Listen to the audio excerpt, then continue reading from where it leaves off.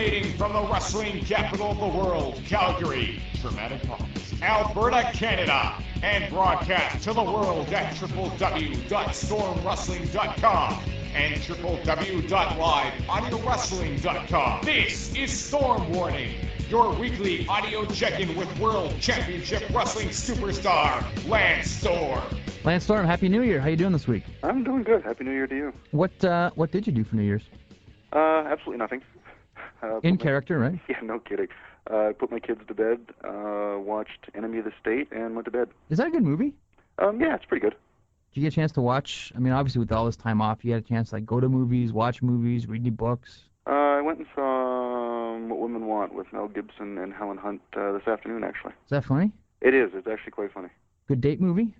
I would say so. Yeah, it's a chick flick that is yet funny and enjoyable for guys too. You're a Mel fan to begin with, though, aren't you? Yeah, and I'm a Helen Hunt mark too, so it.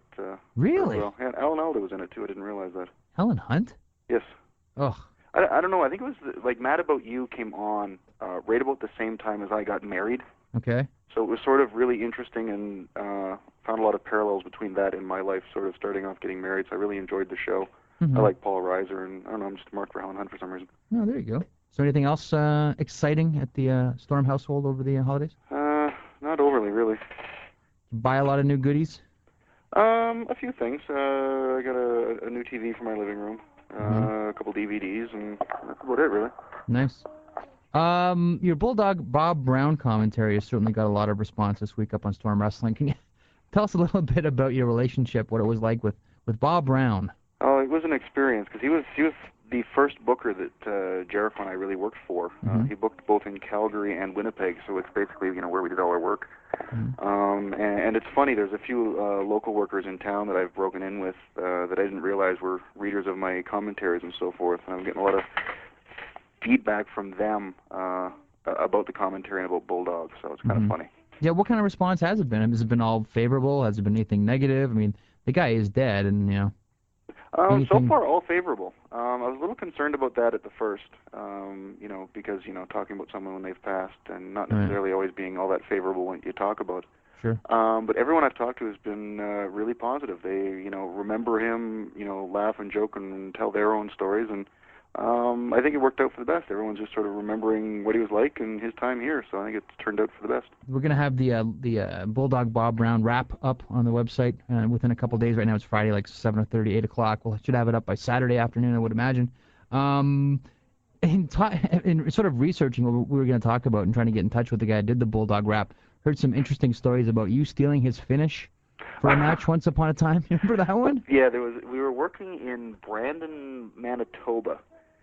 Jericho was wrestling, I think, Stan Saxton, and he was trying to set up for some kind of move off the turnbuckle.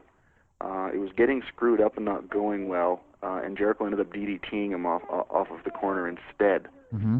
And I remember Callis at the time was using a DDT as his finish, and he got all hot and went and complained to Bob, why is this guy using my finish? And Bob, piped up saying, don't worry about it. After all, Lance Storm stole my finish. And Callis sort of looked at him and was like, Bob, what is your finish? And he's like, the big leg dive off the top rope. 60-year-old man? I was using the leg drop off the top. And Callis just sitting there looking at Bob going, okay. It's like, you've never even been up there. What the hell are you talking about? And I'm assuming Bob at some point in time thought a leg drop was his finish. Maybe he thought he was, Hulk Hogan or something. So the fact that I was doing it off the top was equivalent to Jericho doing the DDT off the top, and basically just Bob's way of getting out of having to explain why Jericho just used Callis' finish. You must have had some requests to do a follow-up to the Bob Brown commentary, because it really is good. Yeah, I've had a few, actually. Jason Anderson, a local worker here in town, did a Neidhart ripoff gimmick. I think they were claiming him to be the brother or something in town. Uh-huh. I ran into him at the gym, and he was, laughing huge. He said that his wife didn't know why he was laughing so hard, sitting at his computer the other night, and he was reading my commentary. And, we started telling sort of all our own different Bob Brown stories. He's like, you've got to follow this up with more road stories. It's just too funny. There's got to be a fine line, though. I mean, how much can you really, go public with? Yeah, you have to watch because, there's a lot of people involved in the stories and so forth. And also, too, like, doing a follow-up in text commentary is tough because most of the stories are best if you do them in a Bob Brown voice. Mm-hmm. because he talked sort of rather uniquely. He was pretty unique vocal stylings. Yes, exactly. It's like Stu Hart. You can't do him in text. You have to do him verbally. It's true. Although, again though, if you have like a Stu Hart mindset and you're reading something and you're reading someone doing an impression of them, it almost comes to life. Yeah. Like their personalities are that vibrant, and Actually, Rob Brown's one of them. Yeah, just to remind you of Stu's story. The first time I worked in Europe with Otto Wanz, I wrestled a guy by the name of Klaus Karoff. He was a German guy over there. Never met him before in my life. I'm out there wrestling him. Get into the ring. Just as we go to tie up, he breaks into a Stu Hart impression. Really? I just about died right there in the middle of the ring. It's like, man, Stu is universal. It's a universal wrestling language. It is. Actually, and Tony Condello, the promoter in Winnipeg, actually tries to imitate Stu, but he does it so badly no one realizes he's imitating Stu, and now it's just the way Tony talks. Really? And everybody will imitate him, thinking that that's the way Tony talks, but it's just Tony trying to be Stu. Unbelievable. It's hilarious. I don't know that anyone can. I don't know that it's possible to do a bad Stu Hart. Iron Sheik can do a Stu Hart impression, for crying out loud. Well, Tony Condello can screw it up. So Stu's actually adopted his own language now that's being screwed up and mutilated all over the world. There's kayfabe and Stu Fabe. Yes, exactly. Moving to WCW, how did you feel about the handling of the Mark Madden situation that fired for making comments about Scott Hall and talking about the potential sale of the company? How did you feel about that?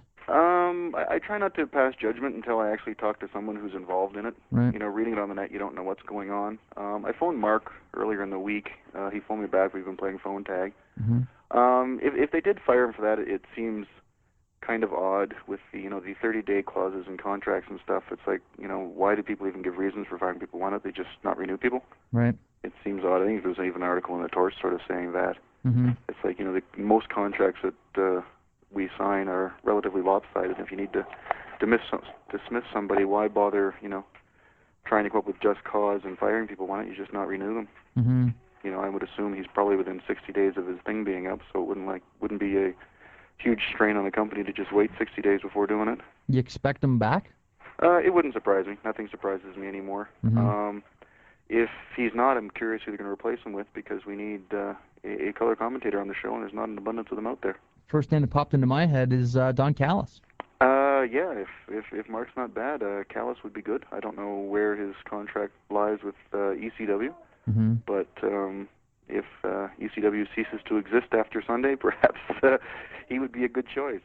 Actually, Don's going to be wrestling again for the first time in a while. That's what I heard. That's not cast in stone yet. Right.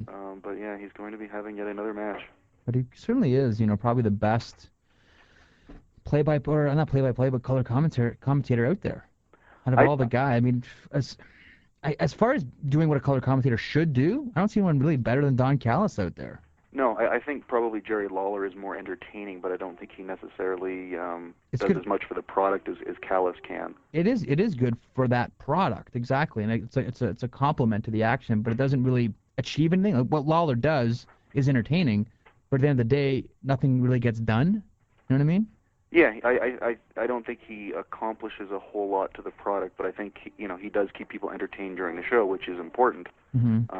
But I think Callis can do both. I think Mark was entertaining. I don't know if Mark necessarily got over the product as good as he could have, but I suppose maybe he's figuring that that's the actual play-by-play guy's job. I don't know. But it'll be interesting to see whether he comes back or someone new comes in. I've heard Conan's name thrown around. Yeah, how do you think that would fit? I think it would be entertaining, but only to the smart bunch of fans that are watching, and I think before too long, Standards and Practices would have a heart attack and turn his microphone off.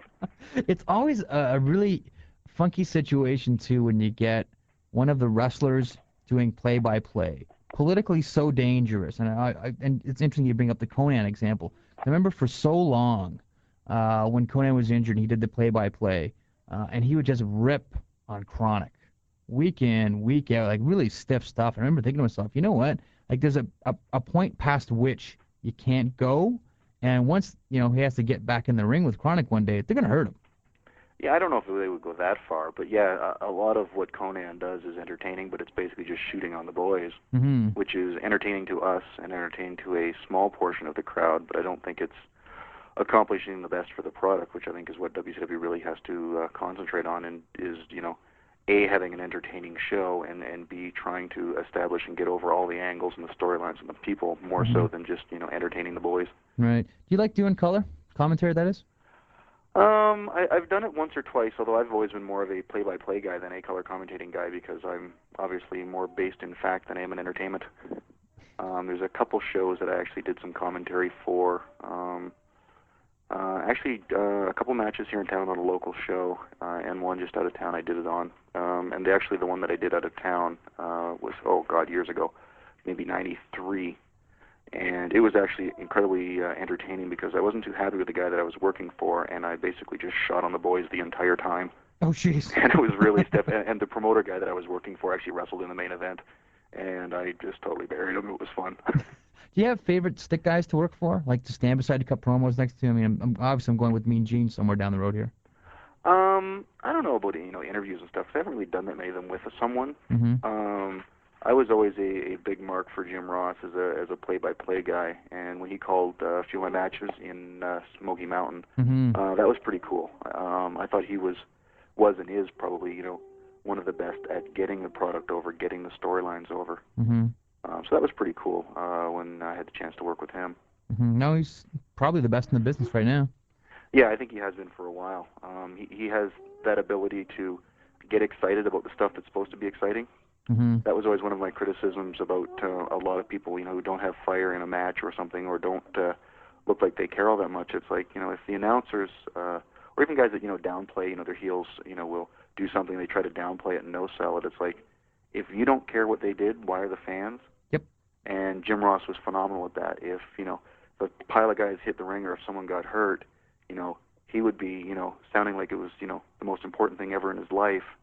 And if you feel it, he thinks it's important, then, by design, then you do as well.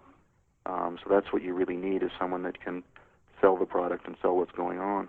A lot of times, though, it is a tricky line because if the boys in the ring don't care, then the announcer, by doing his job and getting hyped about something, trying to get people emotionally involved in it, will look like an idiot. Well, yeah, it's like everything in wrestling. It is a team effort, right down to the referee and the announcers, the managers, everything. It's a big group effort, and I think we need to, WCW in particular, as well as everything else out there, needs to have all elements covered and make, people believe and get emotionally attached with what's going on. Mm-hmm. Speaking of which, what's on the horizon for you? Do you have any idea? I mean, obviously you must be happy now that you're with Mike Awesome in the mix. Yeah, I guess we're going to the Filthy Animals at Sin. Mm-hmm. Which should be a lot of fun because there's a lot of good people to work with in there. Yeah. And we've got the girls to try to work something in with them as well. So it should be an entertaining match, provided they give us enough time. If we end up getting a 9-minute segment on the pay-per-view, it's like, well, we've got 8 people out here. It's a lot of entrances and. Yeah, when you get the entrances in, and then it's like, okay, well, if we want to work the girls in, that'll be a couple minutes, and it's like, well, everybody get one spot each, and we'll be out of here. And then hit the showers. Yeah, no kidding. But you can really stretch out. I mean, you mentioned the amount of talent that's in, the Team Canada and the Filthy Animals. You can do like 6 months worth of quality matches. Yeah, I think there's a lot of things you can do. A lot of good single matches, tag matches, 6-mans. You can pull in the girls and make it an 8-person. There's a lot of ways you can keep the matches fresh and different. Mm-hmm. I think we need something a little bit more heated for people to care or get behind than vandalizing a bus. Yep. I find that a lot of times now, especially in wrestling, like Jericho did the angle with Kane where he spilled coffee on him or something. Yeah. It's they keep trying to tell stories and so forth, which is important, but I think a lot of people forget that you can tell a story in the ring. Mm-hmm. I had the match with Ray for that qualifying for the Sin main event match. Mm-hmm. I wrestled Ray and beat him. Conan wrestled Elix and Conan beat him. It's like, couldn't we have, via the fact that we've had wrestling matches, told a wrestling story? Mm-hmm. And told the story from there, And I just find sometimes people get carried away with, trying to tell a story and not realizing that you can have stories in wrestling that just involve wrestling. Yeah, I know. It's the soap opera mentality, or cheesy acting mentality too, that says, you know what, we have to shoot some kind of like crazy angle because there has to be a reason why those two guys are in the ring. Yeah, well, if you have a strong world title, everyone there's a reason why everyone should be in the ring because they're working their way up to getting that title. Exactly. There's a reason. It's like, well, we're both professional wrestlers. We have to have matches for a living, and if we win, we move up. If we lose, we move down. It's like you don't necessarily have to spill coffee on someone to have a match. Yeah, it's like, well, why are you doing it in a ring? If you're just hot, just fight right there. Hmm. You know, have one of us in a match just because we have to have matches, and then have other people get involved and turn it into an angle as you start wrestling, instead of looking for a reason to have an angle before you've even had a match. Wrestling's pretty simple, eh? I'd like to think so, but very few people remember that. Not rocket science. If it was, very few of us could do it. I heard a story. I can't remember. Was it you that told me or someone else that somehow Mario Lemieux of the Pittsburgh Penguins knows who you are? That was Mark Madden who told me. I probably told you. He made a big, I guess Madden on his radio show made a comment that, you know, Mario came back because he was inspired by fellow countryman Lance Storm. And either Mario was on that show or he spoke to him later and mentioned it. And Mario was like, yeah, that's the crew cut guy, right? Yeah. So he may not know me that well, but he at least knew who I was.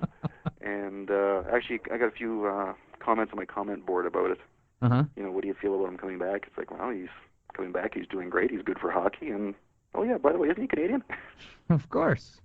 Exactly. And then there's even the debate going on my comment board now whether Wolverine was Canadian or not. He was from Alberta, wasn't he? Well, in the movie, he was in northern Alberta, but I don't know how true to the comic that was. One guy has said that he has Canadian citizenship, but they've never actually determined whether he's actually Canadian. Because I read X-Men when I was a kid, and I was always under the impression Wolverine was from Alberta. Yeah, see, I read X-Men, like, very briefly. Like, you know, probably for the less than 6 months of my life was into comic books, and I read X-Men, but I have very little recollection of it. Now that it's taking on a life of its own on my comment board, I might have to start brushing up. Yep, it's a new Mountain Dew. There you go. There you go. He had Mountain Dew, now you got Wolverine. Exactly. Thanks a lot, Lance. We'll talk to you next week. Have a good weekend. Take it easy, Jeff. Fans, if you have questions for Lance Storm, you can email him at lance@stormwrestling.com. Any rebroadcast or retransmission of this program without the expressed written consent of Lance Storm and live audio wrestling is strictly prohibited.